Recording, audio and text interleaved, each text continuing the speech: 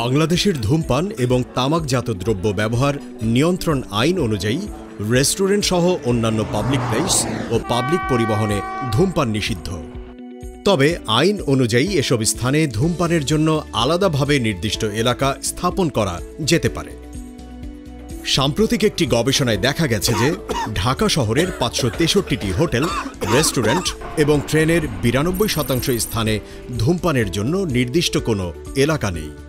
গবেষণার পর্যবেক্ষণে দেখা যায় শতকরা ৮ স্থানে ধূমপানের জন্য যেসব নির্দিষ্ট এলাকা ছিল সেগুলোর কোনোটিতেও আইনে বর্ণিত নিরাপত্তার মান এবং সতর্কতামূলক নির্দেশনা, যেমন দেয়ালে অগ্নি নির্বাপক যন্ত্রের উপস্থিতি, বিড়ি বা সিগারেটের উচ্ছিষ্টাংশ ফেলার জন্য যথাযথ পাত্রের উপস্থিতি এবং যথাযথ সতর্কতামূলক সাইনেজের উপস্থিতি মেনে চলা হয়নি।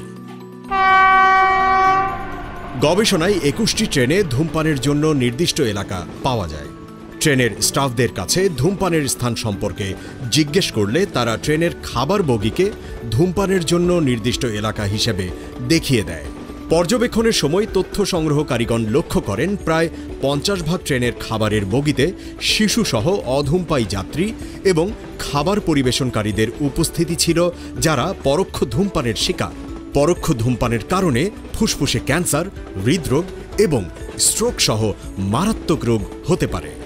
মাননীয় প্রধানমন্ত্রী কর্তৃক ঘোষিত ২০৪০ সালের মধ্যে বাংলাদেশ থেকে তামাকের ব্যবহার নির্মূল করার জন্য হোটেল, রেস্টুরেন্ট এবং ট্রেন সহ সকল পাবলিক প্লেসে ১০০% ধূমপানমুক্ত পরিবেশ নিশ্চিত করতে বর্তমান তামাক নিয়ন্ত্রণ আইন সংশোধন করা অত্যন্ত জরুরি।